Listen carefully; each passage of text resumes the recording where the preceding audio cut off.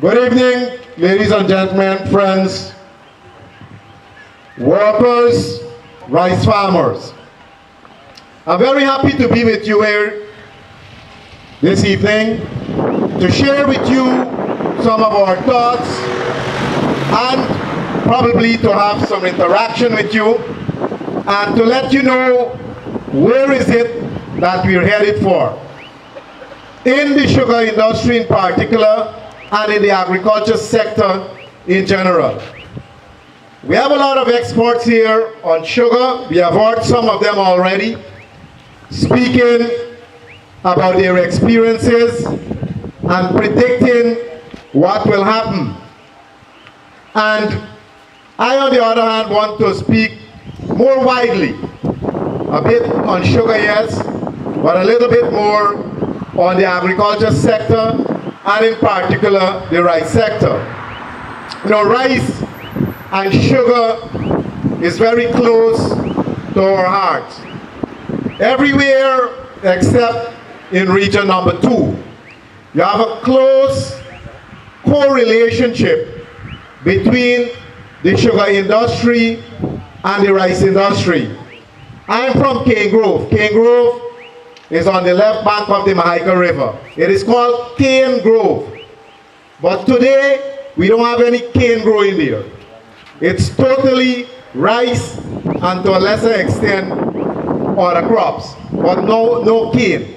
But before, in the colonial days, it was totally cane cultivation. We have an old sugar factory in the back dam there too, overtaken by bushes now. So, in a number of different areas, you also have the sugar industry, and right next door is the rice industry, regions 3, 5, 6 in particular. And what the chairman said just now is also happening in the rice sector. When he spoke about the supply and demand factor, if you have 3 workers and you need 10, then you're going to pay them $5,000. And if you have 20 workers and you need 3, then you're going to pay them couscous. Look what happened this crop with rice. The price gone up. Why the price gone up? The price gone up because the supply is less than the demand. The same mills, rice mills that was paying 24 and 25 and 26, they're paying 3,000 now. But they're paying 3,000 now, and you're not going to make any profit because the last season, when you plant 10 acres and you get 35 back, this season you plant 10 acres, you last 5 and you're getting 25 back. So your cost is still high. You get more for the paddy, but by and large, you get less paddy. Some farmers get a good crop. There's no doubt about that. But most of the farmers there, they had to shy back 2 times, and in a number of areas, the productivity has gone down. So the fact of the matter is that you get a better price, but that is because the supply is less than the demand. And what has happened this crop, in terms of you getting a good price, might very well be reversed the next season.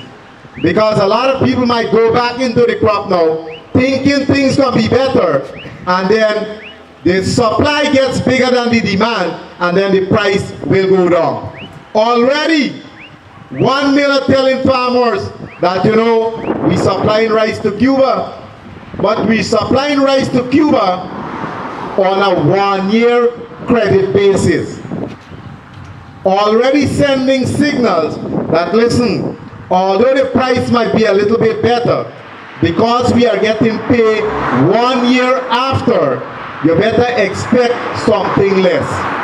You're getting something better this season because, like I said, the supply is less than the demand. The competition is stiff. Another mill is supplying to Mexico. I've said, and the RPA position is, that if we will supply paddy to Mexico at $265 per ton, then farmers will be paid between $1,800 and $2,000 back.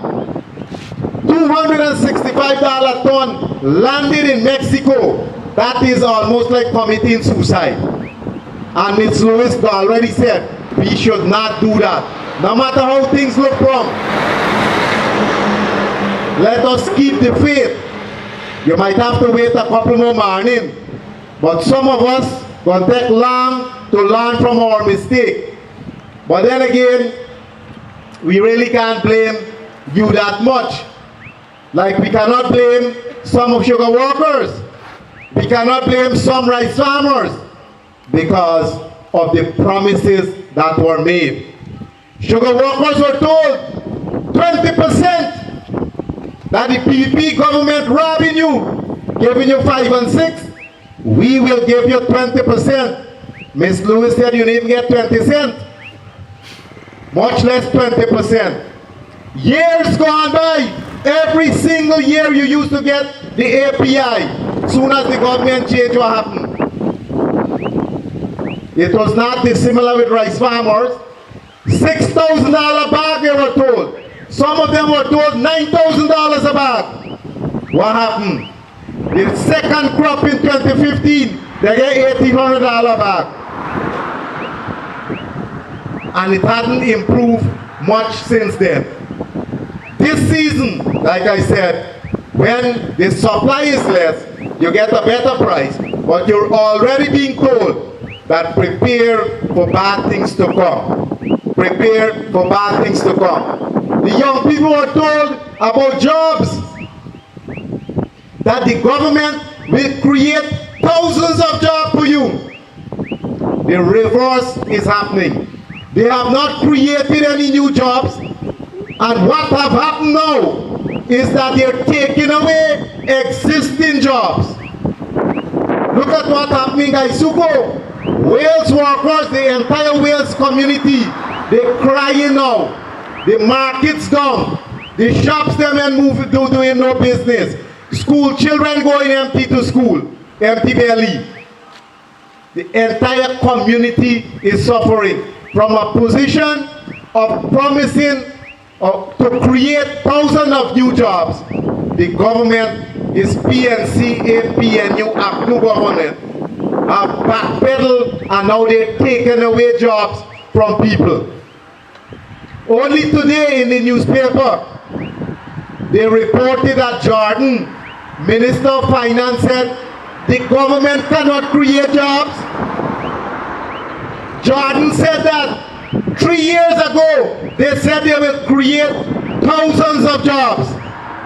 Today, it is reported, Minister of Finance joining the President in saying that you better make plantain chip or what you call cook-up rice. Plantain chip and cook-up rice, create your own job. In 2015, and I said so. They didn't say so in 2015. But the table turned now. You ain't got cash flow, the economy taking blows, the government fattening themselves. When they tell you 20%, you get zero. When they tell you $6,000 bag, you get $1,800 bag. And when they tell you the PVP minister them got fat salary, them increase them minister salary by 50%. Crackman that spend taxpayer money and carry girlfriend to Texas. Taxpayers' money. Christopher Ram said it's corruption. And when the thing come to light now, he fetch the girl with Grenada and he married she. Kersian taxpayer money for honeymoon in Texas and gone for the wedding afterward in Grenada. Where you get the money from? I was told that when he was contesting the divorce case a couple years ago, he told the court that he never got no money when his wife they fighting for division of property. He told the court that enough time it was going to go public function to get something for eat night time. How come we get millions for married in Grenada? Big cars are married here, much less in Grenada, to fetch guests and relatives and friends. Well, I guess the Exxon money paying. Exxon Mobil, money already start flow. Don't stand borrowing today, newspaper said, the extractive industries create the environment for corruption. Extractive mean gold, he in charge of gold. Extractive mean oil, he in charge of oil.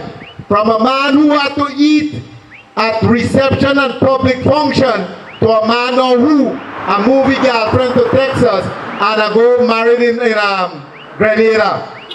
The Spice Island, spice up things. And sugar workers can't get 2% or 3%. Sugar workers can't even get the API. Rice farmers can't get the 6,000. Young people can't get jobs. And today, Minister of Finance here, planting chip and cocoa price. The president overseas, he said, the industries, some of our industries are like horses on our backs. Horse, sugar and rice. Sugar and rice that was fetching Guyana for decades. Sugar bring all over here. Suddenly, sugar and rice have become core to the Guyanese people and the Guyanese economy. You know why? Politics. The president and the minister and the cabinet, them feel that sugar and rice is supportive of one party. So sugar and rice got to go down. And Ramjatan and Moses, who come here and fool people, they can't even sing for their own supper. You know what they say now? He's Prime Minister of Ribbon Cutting. He's a rubber stamp. And he's a brand new rubber stamp to hardly ever use. The Prime Minister. Ramjatan can't do nothing. 2 days ago he said this is a bad year for the security sector. Granger promised them the AFC, the Ministry of Home Affairs. He gave Ramjatan Minister of Public Security and he bought up Home Affairs and give Felix the juicy part. Citizenship they call it. He get immigration, he get passport and so on. Ramjatan get to deal with crime and he can't handle crime. From a man who used to defend criminals, he now got to imprison criminals. How you gonna succeed? They're demoralizing the police force. Look what they're doing with the leadership of the Guyana police force. They're putting the commissioner against the deputy commissioner. They're changing commander here, they're moving commander there. They're changing crime chief, they're putting acting crime chief. They're changing back them the next day. Some of them are act for 24 hours. Some of them are act for 12 hours. Demoralizing the security force. How do you think they're going to combat criminals? When Ramjatan said make this one crime chief, the president said, I mean, like they want to chase him back. And then they say, oh, we badly need this man in this division, carry back. Get somebody else. They got them moving all about the place. You cannot have security of tenure when you're behaving like this. And I'll be poor Prime Minister Ghana Russia now. He must go cut 2 more ribbon there. Now when we're preparing for budget, we're talking about serious planning. The rubber stamp Prime Minister Ghana Russia. When we faced with all these crises. But it's better he go there. He might go there and then tap and 2 picture rather than he there here and not do nothing. Because he ain't even there in the news right down here. So he might make some news in the foreign land. And he might go fool people there that he's a prime minister of some substance. He never got nothing. The newspaper thing on television portfolio that he had, even that didn't take away money. Even that one didn't take away money. And all what they give you is 2 big SUV, a siren, and some flashing lights for run around the place. It's like Christmas time, you get Christmas glow. They picking them happy. But when you watch it, you get the Prime Minister work, but he's not happy. Everywhere we go now, people turning their back on him. And with good reason. With good reason. Because when we do the analysis, he was one of the major culprits that caused a lot of people to go for the change. And now the change is hurting you so much, you even got bread in your cupboard. The picnic can't go to school with a full belly. Economy slow up, no cash flow in the system. You get now rice production going down. That is why the supply is less than the demand.